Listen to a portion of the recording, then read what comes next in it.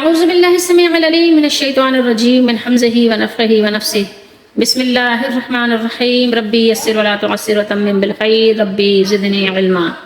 إن ربكم الله الذي خلق السماوات والأرض في 6 أيام ثم استوى على العرش يدبر الأمر ما من شفيع إلا من بعد إذنه ذلكم الله ربكم فاعبدوه أفلا تذكرون.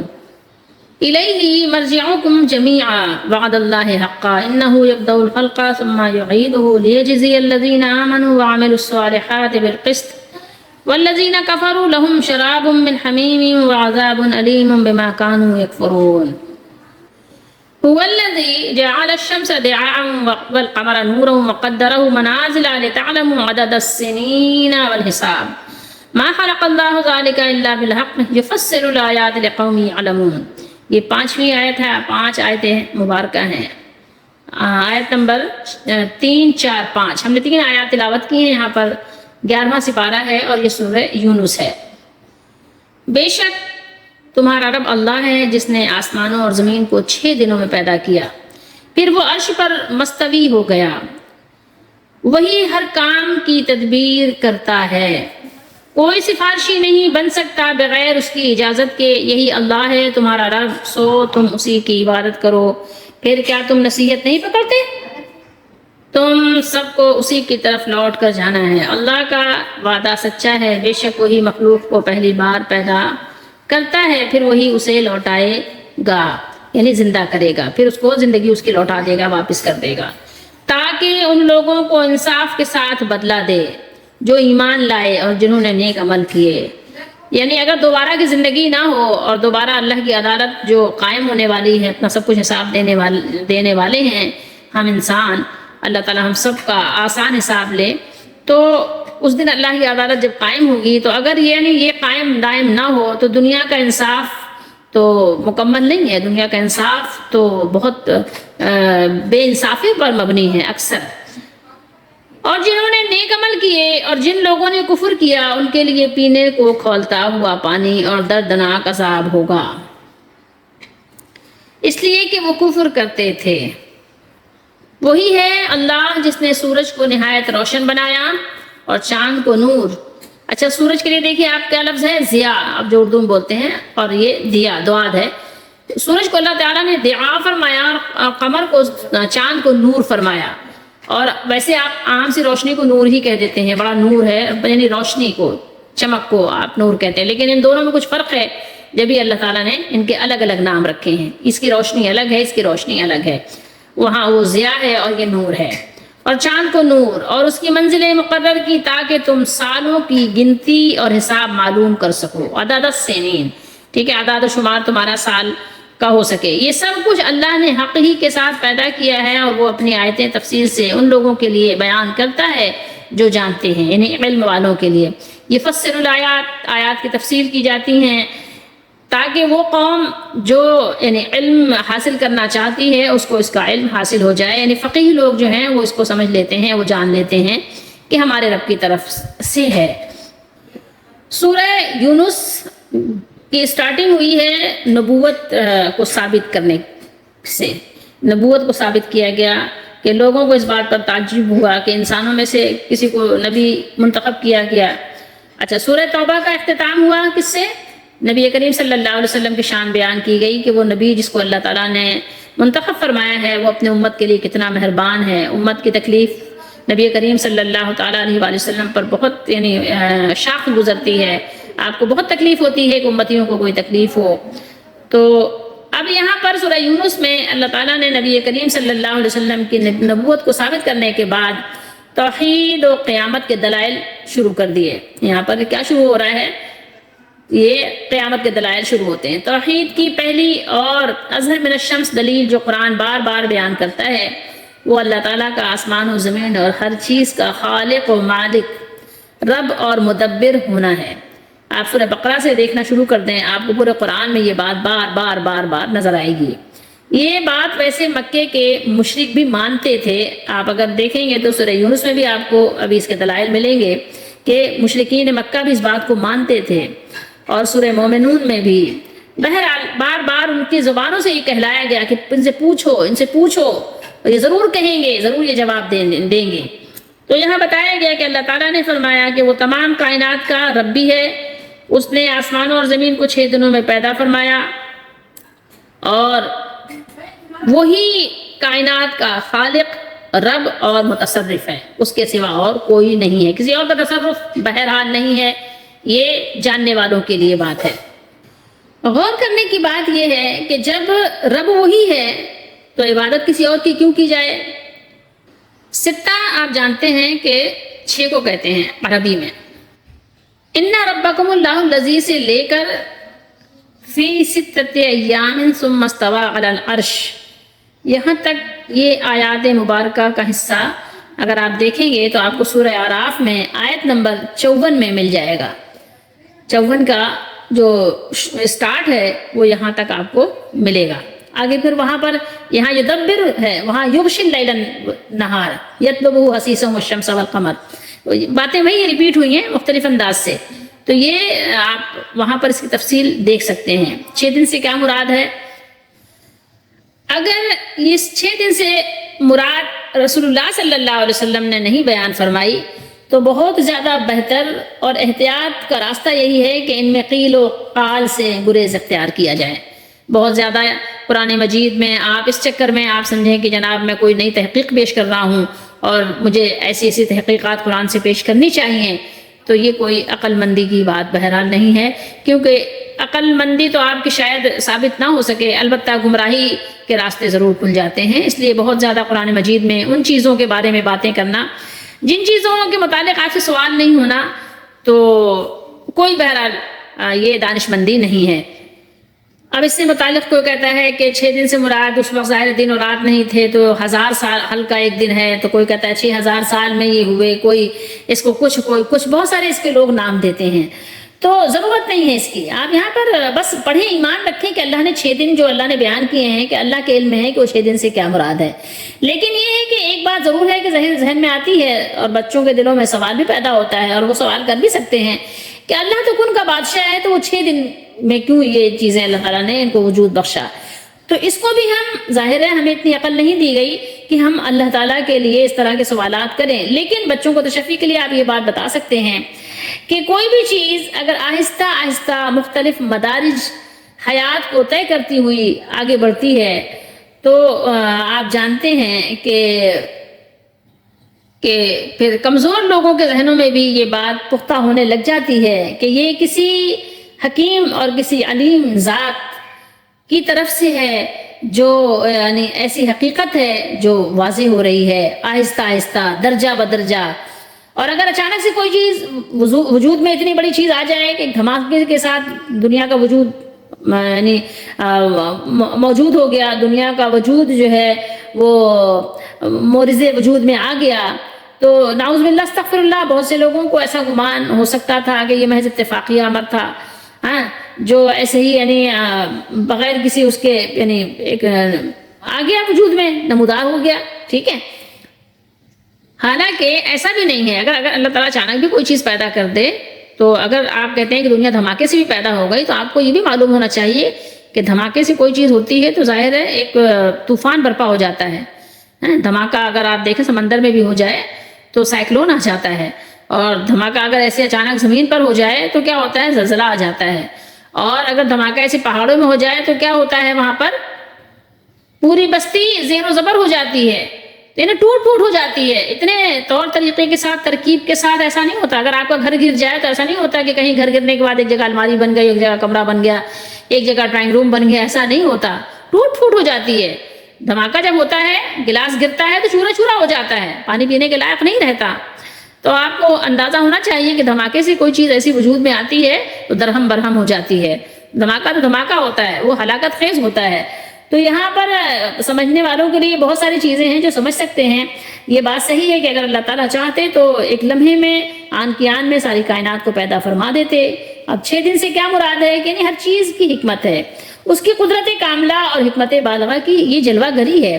اس تدریج میں کیا ہے وہ اہل فکر و نظر سے پنہا بھی نہیں ہے. اگر کوئی چیز دفعتاً اچانک وجود میں آ جائے تو گمان ہو سکتا ہے کہ یہ محض اتفاقیہ امر تھا, اتفاق سے ایسا ہو گیا، کبھی کبھی اتفاق سے کچھ ایسے آپ دیکھتے ہیں کہ کوئی ایسی چیز ادھر سے ادھر ہو گئی. لیکن اگر کوئی چیز مختلف مدارج کو طے کرتی ہوئی ضعف سے قوت، خامی سے پختگی اور نقص سے کمال کی طرف درجہ بدرجہ بڑھتی چلی جائے تو پھر آپ کو پتہ چل جاتا ہے کہ یہ ایسے ہی نہیں ہوا، بلکہ اس کے پیچھے کوئی ذات ہے جو آپ کو بتا رہی ہے، سمجھا رہی ہے، اور خالق و مالک کا پتہ بھی دے رہی ہے، ایڈریس بھی بتا رہی ہے. ایک بات سمجھنے کی بہت ضرورت ہے کہ کفار و مشرکین ہوں یا دہریے ہوں، ان کی یعنی باتیں جیسی ہی ہوتی ہیں. دیکھیے پیچھے ہم نے جو آیت پڑھی تھی، آیت نمبر 2 سورہ یونس کی، وہاں پر کیا بیان کیا اللہ تعالیٰ نے کہ یہ کافر کیا کہتے ہیں، قال الکافرون ان ھذا لساحر مبین، کہ کافروں نے کہا بے شک یہ تو یقیناً صاف جادوگر ہے، کھلا ہوا جادوگر ہے، واضح طور پر اس کا جادو ان کو نظر آ رہا ہے. اب اگر آپ دیکھیں کہ جب کفار کے پاس یا کوئی بھی نام ان کو دیں، جب کوئی دلیل نہیں رہتی جس سے وہ قرآن کریم کو کلام الہی ہونے سے انکار کر سکیں کہ یہ اللہ کا کلام ہے، نبی کریم صلی اللہ علیہ وسلم کے زمانے میں بھی اور آج بھی، تو جب وہ آپ صلی اللہ علیہ وسلم کی نبوت اور رسالت کا انکار نہیں کر پاتے تو پھر کیا کرتے ہیں، اپنی بے بسی کو چھپانے کے لیے، چار و ناچار اپنی شکست پر پردہ ڈالنے کے لیے ایک ایسے ہی جھوٹا جو ہے ایک الزام باندھ دیتے ہیں، افترا، ٹھیک ہے، ایک ایسے ہی بس فضول سا کہ جو نبی کریم صلی اللہ تعالیٰ علیہ وآلہ وسلم کی باتیں ہیں، جو بیان ہے، جو کلام الہی ہے، جو عقل اور دل اور نگاہ کو خیرہ کر دینے والی روشنی ہے، یہ روح کو سرشار کر دینے والا کلام، یہ جادو نہیں ہے، یہ جادو نہیں ہے. اور اس کو سنانے والی یہ دل نواز ہستی یہ جادوگر بھی نہیں ہے. تو وہ کیا کہتے ہیں، یہ ہستی نبی نہیں، نعوذ باللہ جادوگر ہے. وہ اسی طریقے سے آپ دیکھیں فرعون کے زمانے میں چلے جائیں، فرعون نے بھی جب نبی کریم صلی اللہ علیہ وسلم سے پہلے حضرت موسیٰ علیہ السلام جو اللہ کے نبی ہیں، کلیم اللہ ہیں، جب وہاں عاجز آ گیا تو اپنی عاجزی کا اظہار کرنے کے بجائے اپنی بے بسی کو یعنی مان لیتا، تسلیم کر لیتا، اور موسیٰ علیہ السلام کو نبی مان لیتا کہ اللہ کے نبی ہیں. اور اس نے کیا کیا، اپنے یعنی جرائم پر پردہ ڈالنے کے لیے، اور کفر کے پاس اور کچھ رہتا بھی نہیں، کچھ بچتا بھی نہیں ہے نا کہ وہ کچھ کریں. تو بہرحال اہل حق کے خلاف وہ ہمیشہ اپنے جو انہوں نے حربے استعمال کیے وہ اسی طرح کے تھے جو قرآن نے بیان کیا. تو فوراً کیا کہا تھا موسیٰ علیہ السلام کو اس نے، یہ تو بڑا جادوگر ہے، ایسی باتیں ہوئی تھی نا. تو بس یہ ان کا طریقہ کار ہے، جب بات سمجھ نہیں آتی تو یہ دہشت گرد ہے، یہ فلانا ہے، سطحی بات، سرسری سی بات، بے وزن بات. حالانکہ ان کو پتہ ہے کہ نبی کریم صلی اللہ تعالیٰ علیہ وآلہ وسلم نے کبھی یعنی جادو سیکھا ہی نہیں، کبھی جادو کی طرف گئے ہی نہیں. اور آپ کو پتہ ہے کہ جادوگر جو ہوتے ہیں یہ بہت ہی یعنی ان کی ذہنیت پست ہوتی ہے، اور بہت ہی یعنی حرکات ان کی ذلیل قسم کی ہوتی ہیں. تو یہ جادوگروں کی پست اور ذلیل ذہنیت اور ان کے یعنی اس طرح کے یعنی فضول اعمال کی کوئی ادنا سی علامت بھی اگر یہ بتائیں کہ جو قرآن مجید کو سمجھنے والے لوگ ہیں، صحابہ ہوں، رسول اللہ صلی اللہ علیہ وسلم ہوں، یا نبی علیہ السلام کے زمانے کے جو لوگ ہیں، اور بعد میں بھی جو ان کے صحیح طور طریقے پہ چلنے والے ہیں، ذرا غور کریں کہ ان کی زندگی میں کتنا زمین و آسمان کا فرق ہے. جادوگروں کے سامنے ان کے ذاتی حقیر ادنا سے یعنی کہنا چاہیے مفادات ہوتے ہیں، بہت معمولی سے، اور انہی کی تکمیل کے لیے وہ یہ سارے پاپڑ بیلتے ہیں. لیکن نبیوں کی یہ پاک ہستیاں، ان کی زندگی، اس پاک ہستی کی کتاب زندگی میں خود غرضی اور آپ دیکھیں کسی بھی طرح کی یعنی دنیاوی یعنی کچھ بھی مفاد ان کو جو ہے بالکل بھی مائل نہیں کرتا، کچھ بھی ان کے قریب نہیں پھٹکتا. دنیا کا کوئی مال و متاع، کوئی کسی کی تعریف تک کچھ بھی نہیں. نبی علیہ السلام کو کچھ نہیں چاہیے ہوتا، صرف وہ اللہ کا پیغام پہنچاتے ہیں. بہت ہی دنیا کے معاملات سے بے نیاز ہوتے ہیں، بہت ہی ان کی اونچی اور بہت ہی بلند سوچ ہوتی ہے. بتانا مقصد یہاں یہ ہے کہ جو لوگ، جو قومیں اپنے نبی کو جادوگر کہہ سکتی ہیں تو پھر وہ کچھ بھی کہہ سکتی ہیں، وہ کچھ بھی کر سکتی ہیں. فی ستۃ ایام، یہاں پر اس آیت میں دہریہ کا رد بھی موجود ہے. دہریہ کا بھی رد ہے جو رب تعالیٰ کے وجود ہی کا منکر ہیں. جب معمولی سے معمولی چیز بنانے والے کے بغیر نہیں بنتی آپ کو پتا ہے کہ ایک قلم بھی یوں ہی نہیں بنتا، ایک کاغذ کا صفحہ بھی یوں ہی نہیں بن جاتا. بتائیے، ایسا تو نہیں ہوتا نا کہ درخت اڑا اور درخت آندھی سے گرا اور پھٹ گیا اور پھر اس کے کاغذ کے پرزے پرزے آ گئے. ایسا تو نہیں ہوتا نا، کبھی بھی نہیں ہوتا. تو جب آپ معمولی سی چیز بنانے والے کے بغیر نہیں بنتی تو سمجھ لو کہ اتنی بڑی کائنات اور اس کا عظیم الشان نظام جس میں کوئی حادثہ یا تصادم نہیں ہے، اسے بنانے والا تمہارا رب ہی ہے، اس کے بغیر نہیں بنی ہے. اگر تم بتاؤ کہ رب تعالیٰ نہیں بنایا اس کائنات کو تو کس نے بنایا ہے؟ اگر رب تعالیٰ اس کا نظام نہیں چلا رہا تو پھر کون چلا رہا ہے؟ زلزلے آتے ہیں تو تم روک کیوں نہیں لیتے؟ سیلاب آتے ہیں تو تم بچا کیوں نہیں لیتے؟ البتہ یہاں یہ بات ضرور ہے کہ ہمیں بھی یہاں پر ایک سبق دیا گیا ہے کہ ہم بھی جب کوئی کام کریں تو مرحلہ وار، ٹھیک ہے، بس اچانک سے نہیں کود پڑیں. ہمارے لیے بھی ہر کام آرام و اطمینان کے ساتھ کرنے کا سبق ہے. ٹھیک ہے، آپ یہاں پر یہ غور کریں کہ اپنا آپ کا سبق کیا ہے. یہاں پر اللہ تعالیٰ نے 6 دنوں میں بنایا. اب یہ 6 دن ہمارے دن تھے یا 6000 سال دن تھے، جیسے کہ اللہ نے قرآن میں بیان کیا ہے کہ تمہارا جو دن ہے اللہ تعالیٰ کے دربار میں وہ ایک دن تیرے رب کے یہاں 1000 سال کے برابر ہے. ٹھیک ہے، اللہ تعالیٰ کے دربار میں ایک دن جو ہے وہ اس طرح ہے 1000 سال کے برابر ہے. سورہ جو حج میں اللہ نے فرمایا ان یوما عند ربک کالف سنۃ مما تعدون، جس کو ہم گنتے ہیں، شمار کرتے ہیں. بہرحال تو یہاں پر ہمارے لیے جو سبق ہے ہم اپنا سبق دیکھیں، اور باقی اللہ تعالیٰ کی اس سے کیا مراد ہے. جب نبی کریم صلی اللہ تعالیٰ علیہ وآلہ وسلم اس کے بارے میں نہیں بیان کرتے تو پھر عوام الناس کو بھی اس کا حق پہنچتا ہی نہیں ہے کہ وہ اس کے بارے میں پھر اپنے بیانات جاری کریں. اگر آپ کو ثم استوى علی العرش کی تفصیل دیکھنی ہے تو وہ بھی آپ جائیے سورہ اعراف میں آیت نمبر 54 پر دیکھ لیجئے گا، وہاں پر اس کے بارے میں بحث ہو چکی ہے. یعنی پھر عرش پر بلند ہوا اور وہاں رہ کر اسے کائنات کی تدبیر کا اللہ تعالیٰ نے اس کو مرکز بنایا. یدبر الامر، یہاں پر ہمیں سمجھنا چاہیے کہ پیدا کرنے کے بعد اس کا سارا اختیار اور تدبیر اور انتظام بھی اللہ ہی کے ہاتھ میں ہے، کسی اور کے اختیار میں نہیں ہے. مشرکین نے اختیار کچھ اور ہستیوں کے پاس سمجھ لیا، بھلا پیدا کرنے کے بعد اپنی ملکیت و اختیار کسی دوسرے کو کون دیتا ہے؟ آپ نے کبھی سوچا؟ کبھی آپ کوئی فیکٹری بنا کر کسی اور کو اس کا مالک بناتے ہیں کیا؟ اگر بنائیں گے تو زیادہ سے زیادہ اپنے بیٹے کو، بس اس کے علاوہ کس کو بنائیں گے؟ تو وہ بھی ظاہر ہے آپ کا ایک تو باپ بیٹے کا رشتہ ہے، لیکن اللہ سے تو کسی کی کوئی رشتہ داری نہیں ہے. تو یہ پھر کیسے یہ ممکن ہو سکتا ہے کہ وہ اللہ و مالک الملک اپنی ملکیت اختیار میں یہ بے بس مخلوق کو اختیار دے دے کہ تم چلاؤ گے ہماری کائنات کو، تم چلاؤ گے؟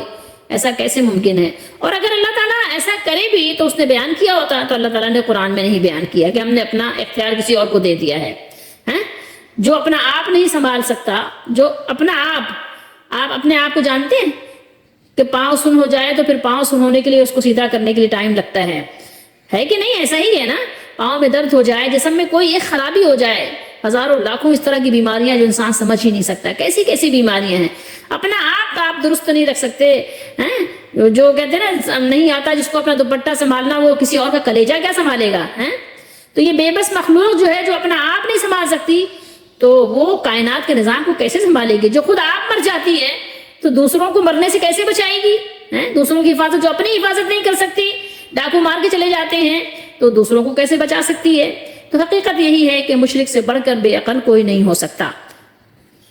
وہی اللہ، وہی مالک ہر کام کا انتظام کرتا ہے. سورہ سبا میں اس نے فرمایا لا يعزب عنہ مثقال ذرۃ فی السماوات ولا فی الارض، ذرہ برابر بھی چیز اس سے پوشیدہ نہیں آسمانوں میں اور نہ زمین میں، اور نہ کوئی کام اسے کسی دوسرے کام سے مشغول کر سکتا ہے، نہ مسائل اس سے کوئی غلط کام کروا سکتے ہیں، نہ وہ فریاد کرنے والوں کی گریوزاری سے تنگ دل ہوتا ہے، اور نہ ہی پہاڑوں، سمندروں، آبادیوں اور جنگلوں کے کسی بڑے کام کا انتظام سے اسے کسی چھوٹے کام سے غافل کر سکتا ہے.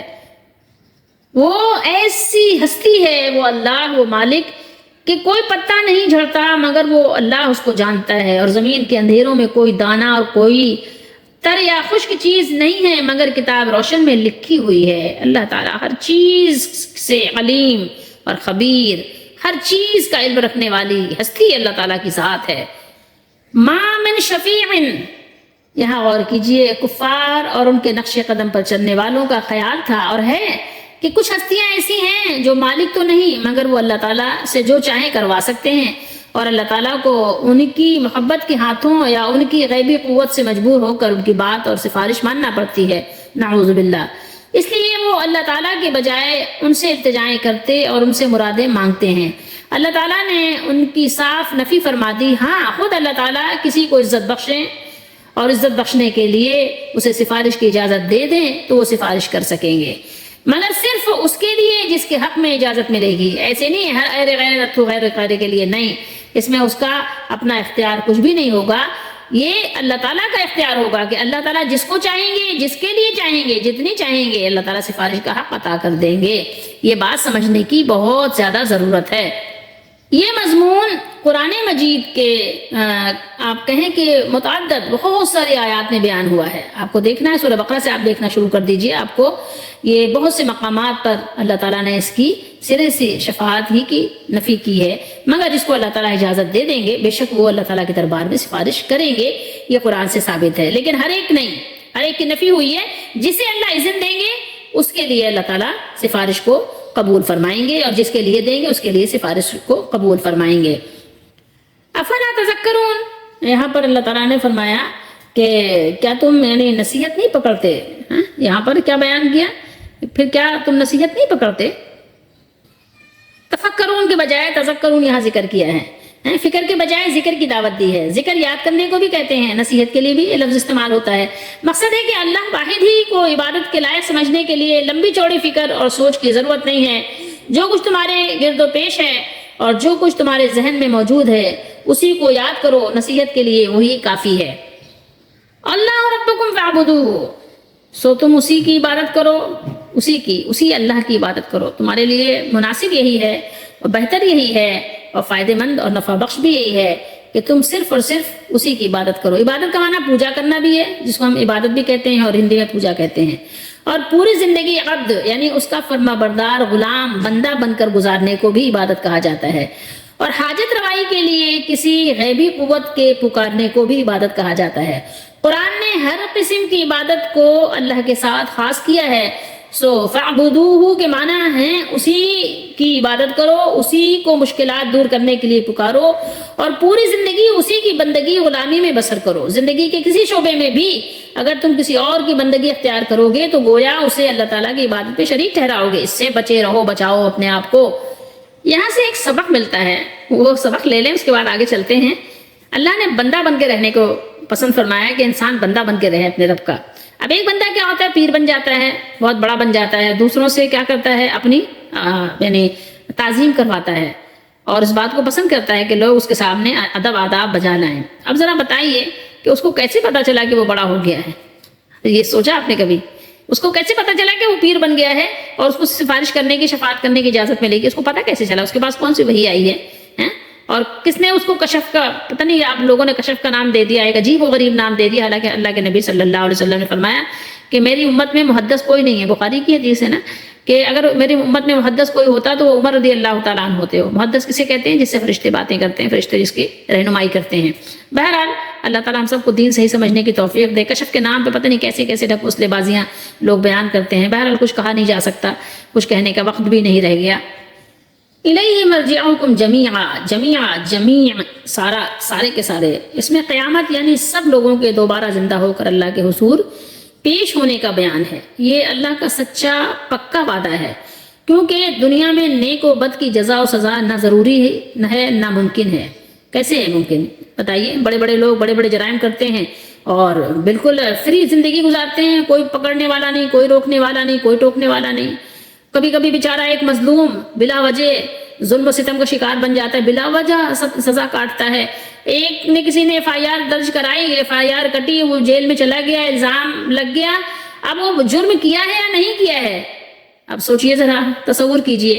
تو دنیا میں ممکن نہیں ہے کہ کسی کو واقعی حقیقی طور پر حق اور انصاف مل سکے، نہ یہاں اس کے لیے مطلوب فرصت میسر ہے جتنی فرصت چاہیے۔ اس لیے اللہ تعالیٰ ہر حال میں اپنے سچے وعدے کو پورا کرتے ہوئے تمہیں دوبارہ زندہ کر کے ایمان والوں کو انصاف کے ساتھ جزا دیں گے اور کافروں کو ان کے کفر کا بدلہ دیں گے۔ اگر کوئی اسے ناممکن سمجھے تو سوچ لیں کہ جو ذات تمہیں شروع میں پیدا کرتی ہے یعنی عدم سے وجود میں لاتی ہے، کیا اس کے لیے مشکل ہے؟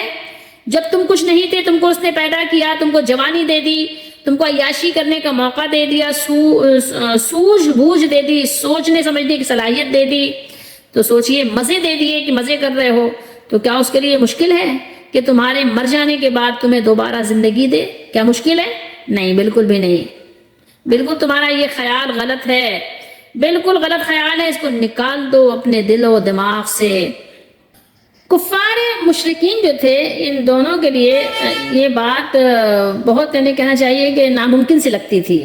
جس طرح وحی کا نزول کسی انسان کا شرف نبوت سے مشرف ہونا ان کے لیے ایک تعجب خیز بات تھی، اسی طرح قیامت کا واقع ہونا، قیامت کے وقوع پذیر ہونے کی آیات بھی اور بات بھی ان کے فہم سے بالاتر تھی، ان کو یقین نہیں آتا تھا۔ یہاں انہیں اس بات کی طرف مائل کیا جا رہا ہے، متوجہ کیا جا رہا ہے کہ لا محالہ تمہیں قیامت کے روز اللہ تعالیٰ کے دربار میں حاضر ہونا ہوگا، تمہارا مالک، تمہارا خالق تم کو جو ہے اپنے دربار میں لا کے کھڑا کر دے گا۔ ساتھ ہی اس کے انہیں یہ بھی بتا دیا کہ قیامت کے دن تمہیں دوبارہ زندہ کر کے تم سے سوال و جواب بھی ہوں گے، ٹھیک ہے، تمہاری حاضری ہوگی، اور تمہاری جواب دہی کے لیے حاضر کرنے والی وہی ذات ہے جس نے تمہیں پہلی دفعہ پیدا کیا، پہلے تمہیں وجود بخشا، پہلے وجود سے تمہیں نوازا جب تم کچھ نہیں تھے، اور اس نے تمہیں پیدا فرما دیا۔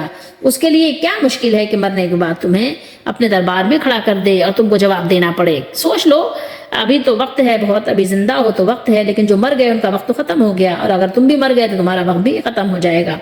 تو یہاں وقوع قیامت کی حکمت بیان کی جا رہی ہے تاکہ نیکوں کو ان کی نیکیوں کا اجر اور بروں کو ان کی برائیوں کی سزا ملے۔ یہ دنیا دارالعمل ہے، یہ دنیا دارالجزا نہیں ہے، یہاں ہر ایک کو یہ جزا سزا مکمل نہیں مل سکتی۔ ہم دیکھتے ہیں کہ اہل خیر، کہنا چاہیے ایمان یا نیک لوگ دنیا میں بہت خیر کی بھلائیوں کی کوشش کرتے ہیں اور اپنے مالک کو بھی راضی کرتے ہیں اور بندوں کے لیے بھی اچھے کام کرتے ہیں، لیکن ان کو ان کے اعمال کا جو اچھا بدلہ ہے اس دنیا میں نہیں ملتا۔ ان کی زندگیاں پریشانیوں سے بھری ہوئی، مصیبتوں میں گھری ہوئی گزر جاتی ہیں، اور کئی ایسے ہیں جو ڈاکو ہیں، فاسق و فاجر ہیں، لیکن ان کی زندگیاں عیش و عشرت سے بھرپور ہیں اور ان کے اعمال بد پر انہیں کوئی سزا نہیں ملتی۔ اگر اس دنیا کے بعد دارالآخرت نہ ہو تو پھر ماننا پڑے گا کہ عدل و انصاف کے تقاضے پورے نہیں ہوئے۔ ظاہر ہے ہم نے تو جو کچھ کیا تھا ہم کو اس کو بدلہ نہیں ملا، اور یہ بات اللہ تعالیٰ کی ذات کو پہنچتی نہیں ہے، زیبا نہیں دیتی۔ اس لیے ضروری ہے کہ اس دار فنا کے بعد دار بقا ہو، جہاں ہر شخص کو اس کے اعمال نیک و بد کا بدلہ ملے۔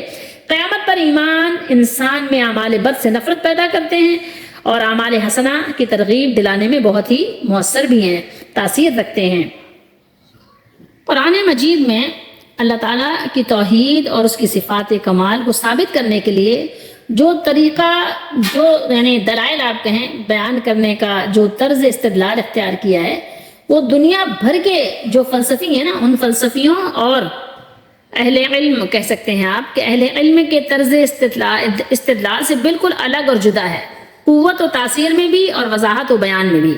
یہاں ہمیں بہت زیادہ کرنا چاہیے نا کہ وہ جو ہوتا ہے نا پیچیدہ یا فنی اصطلاحات کا نشان نہیں ملتا، یہاں دل میں اتر جانے والی صاف صاف باتیں ہوتی ہیں جن سے عالم بھی اور ان پڑھ بھی اپنی اپنی سمجھ کے مطابق ایک طرح سے یکساں طور پر فائدہ حاصل کر سکتے ہیں۔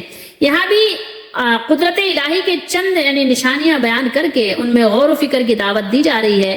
کون سی آنکھ ہے جو صبح کے وقت مشرق کے افق سے سورج کو ابھرتے ہوئے نہیں دیکھتی؟ کون سی آنکھ ہے آپ بتائیں کہ جو سورج کو نکلتے ہوئے نہیں دیکھ پاتی؟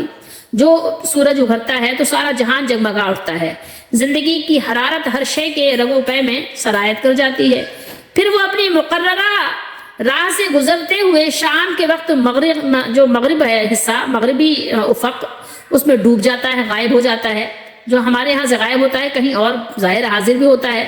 تو کون سی آنکھ ہے جس نے رات کے وقت چاند کو اپنی روپہلی کرنیں بکھیرتے ہوئے نہیں دیکھا؟ سورج اور چاند دونوں عرصے دراز سے مصروف گردش ہیں، اور کبھی بھی ایسا نہیں ہوا کہ وہ اپنے وقت پر طلوع و غروب نہ ہوتے ہوں۔ کبھی سورج 10 بجے نکل رہا ہے، آج سورج نہیں نکلا 7 بجے، آج 8 بجے نکلا تھا، یار آج سورج کتنے بجے نکلا تھا؟ یار آج تو سورج نکلا ہی نہیں ہے، آج تو ابھی چاند ہی ٹہل رہا ہے۔ ایسا ہوتا ہے کبھی؟ یا انہوں نے اپنے مقررہ راستے سے سرے منہ انحراف کیا ہو یار سورج آج ادھر سے نہیں نکلا تھا، آج ادھر شمال سے نکل آیا، ٹھیک ہے، آج جنوب سے نکل آیا سورج، ٹھیک ہے، آج تو پورا اوپر ہی آ گیا، آج جب دیکھا تو اوپر ہی چمک رہا تھا، ٹھیک ہے، اچانک ہی میں نے دیکھا تو سر پہ ہی تھا، صبح کا وہ موقع ہی نہیں ہوا۔ تو کیا ان کا پیدا کرنے والا علیم و حکیم اور سمیع و بصیر نہیں؟ یقیناً ہے۔ آپ ذرا ان چیزوں پر غور تو کرو، یہ چیزیں تو آپ کو کسی کو بتانے کی ضرورت ہی نہیں ہے، یہ تو نظر آ رہی ہیں آپ کو اپنی آنکھوں سے ہر روز ڈیلی بیسس پہ۔ تو اس آیت مبارکہ میں اس کی تدبیر کی چند شانیں بیان کی جا رہی ہیں، یعنی اللہ تعالیٰ کی قدرت کاملہ اور حکمت بالغہ کا مشاہدہ کرنا ہو تو آفتاب جہاں تاب کی طرف دیکھو اور مہتاب عالم افروز کا ملاحظہ کرو۔ سورج کو ضیاء اس نے بخشی ہے اور چاند کو روشنی اس نے مرحمت فرمائی ہے۔ سورج کی کرنوں کی اپنی تاثیر ہے اور چاند کی روشنی کی اپنی تاثیر، جو اہل علم سے مخفی بھی نہیں ہے۔ پھر ان کو پیدا کر کے اور روشن کر کے آوارہ نہیں چھوڑ دیا، بلکہ ان کا راستہ متعین کر دیا ہے۔ وہ اپنے ٹائم پہ آتے ہیں، ٹائم پہ جاتے ہیں، اپنے ٹائم پر گردش کرتے ہیں، اور ان کے لیے منزلیں مقرر کر دی ہیں۔ یہاں ایک امر غور طلب ہے کہ سورج کی روشنی کے لیے ضیاء کا لفظ جو میں نے آپ کو بتایا، اور چاند کی روشنی کے لیے نور کا لفظ استعمال فرمایا۔ تو اس کی کیا حکمت ہے؟ اس کی حکمت یہ ہے کہ ضیاء اس روشنی کو کہتے ہیں جو ذاتی ہو، اور نور اس کو کہتے ہیں جو ذاتی نہ ہو بلکہ کسی دوسری چیز سے حاصل ہو۔ تو سورج کی روشنی سے کون حاصل کرتا ہے نور؟ یہ چاند حاصل کرتا ہے، اور بھی چیزیں بتاتے ہیں بھی آپ کو، کیونکہ سورج کی روشنی ذاتی ہے جو اللہ تعالیٰ نے اس کو عطا کی ہے، اس لیے اس کے لیے ضیاء کا لفظ استعمال کیا۔ اور قمر کی روشنی سورج سے کیا ہے؟ وہ حاصل ہو رہا ہے، مستفاد ہے، اس لیے اس کے لیے نور کا لفظ استعمال ہوا ہے۔ یہ ایک اہل تحقیق کی ایک تحقیق ہے، صحیح بھی ہو سکتی ہے اور صحیح نہیں بھی ہو سکتی ہے، اللہ تعالیٰ ہی بہتر جاننے والے ہیں۔ لیکن ایک بات تو ہے جو ہم غور کر سکتے ہیں کہ جب سورج کی روشنی ہوتی ہے تو اس میں تپش ہوتی ہے، ٹھیک ہے۔ نور وہ روشنی ہے جس میں روشنی اور چمک تو ہو مگر حرارت تپش نہیں ہوتی نا، آپ نے دیکھا ہوگا چاند کی روشنی میں آپ کو گرمی نہیں لگتی، کہ اب سورج کی دوپہر میں آپ نکلیں تو آپ کو گرمی سے پسینے سے شرابور ہو جاتے ہیں۔ تو وہی کہہ سکتے ہیں آپ کہ نور وہ روشنی ہے جس میں چمک ہو لیکن حرارت نہ ہو، روشنی ہو لیکن حرارت نہ ہو، تپش نہ ہو، اور رنگ میں سرخی نہ ہو۔ اگر روشنی بھی ہو اور ساتھ حرارت، تپش اور سرخی بھی ہو تو وہ کیا ہے؟ ضیاء ہے، اس کو کہتے ہیں ضیاء۔ اگر ہم اس کو عربی میں پڑھیں دعات سے تو دعا یدوع دوعا و دیعان سے ہے، اور قیامہ کی طرح مصدر ہے۔ بہرحال سورج کی گرمی سے آپ نے دیکھا ہوگا اناج اور پھل بھی پکتے ہیں، اور چاند کی روشنی سے اس کے اندر ذائقہ پیدا ہوتا ہے۔ تو بہرحال سورج جو ہے آپ کہہ سکتے ہیں کہ سراپا ضیاء، اور چاند کو سراپا نور قرار دیا۔ ضیاء اور نور میں وہی فرق ہے جو سورج کی تیز اور گرم روشنی اور چاند کی پرسکون روشنی میں ہوتا ہے۔ انسان اور کائنات کی حرکت و سکون کے لیے دن اور رات کی طرح سورج اور چاند بھی ضروری ہیں۔ وَقَدَّرَهُ مَنَازِلَ، منازل منزل کی جمع ہے نا، آپ کی بھی منزلیں ہوتی ہیں نا، پہلی منزل، دوسری منزل، منازل، یعنی چاند کی منزلیں مقرر فرمائیں کہ ہر روز گھٹتا اور بڑھتا ہے۔ اگرچہ سورج کی بھی منزلیں مقرر ہیں جس کا ذکر اگلی آیت میں آ رہا ہے، مگر چاند کا 28 منزلوں میں روز آنا، شکل بدل کر آنا، پھر 1 یا 2 دن چھپ کر نئے سرے سے طلوع ہونا، تاریخ اور مہینے اور سال کی یعنی کہنا چاہیے کہ تعین کے لیے زیادہ آسان اور قابل عمل ہے۔ اس لیے شریعت کے تمام احکام آپ کو پتہ ہے، مثلا جیسے حج ہے، روزہ اور کفارہ وغیرہ بھی اسی سے یعنی متعلق ہیں، اسی کے ساتھ وابستہ ہیں۔ اور اب تو ظاہر ہے میرا خیال میں سائنس پڑھنے والوں سے کسی سے یہ راز پوشیدہ نہیں ہے کہ چاند زمین کے گرد گردش کرتا ہے اور اپنی گردش کے فلک کو 27 دن 7 گھنٹوں اور 47 منٹوں میں طے کرتا ہے، لیکن اسے اس جگہ پر پہنچنے کے لیے جہاں وہ سورج سے نور حاصل کر سکے مزید 1-2 دن لگتے ہیں۔ اس لیے نیا چاند 30 یا جیسے 29-30 کا ہوتا ہے نا، کبھی 30 کبھی 29 دن کے بعد دکھائی دیتا ہے۔ علماء فلک نے چاند کے لیے 28 منزلیں مقرر کی ہیں اور ہر منزل کو اس کے ستارے یا ستاروں کے مجموعے سے موسوم کیا ہے جہاں وہ ہر رات پہنچ جاتا ہے۔ علماء عرب نے اس کی منازل کی یعنی کچھ یعنی کہنا چاہیے کہ مندرجہ ذیل اب وہ کہہ سکتے ہیں کہ نام وغیرہ ہوتے ہیں جو مندرج ہوتے ہیں اور جن ناموں سے موسوم کر دیا جاتا ہے، کچھ نام رکھ دیے جاتے ہیں۔ تو چاند اگر کہنا چاہیے کہ نظر آتا ہے، مہینہ اگر 29 کا ہو تو 1 رات، اور اگر 30 کا ہو تو 2 رات نگاہوں سے اجل رہتا ہے، چاند نظر نہیں آتا۔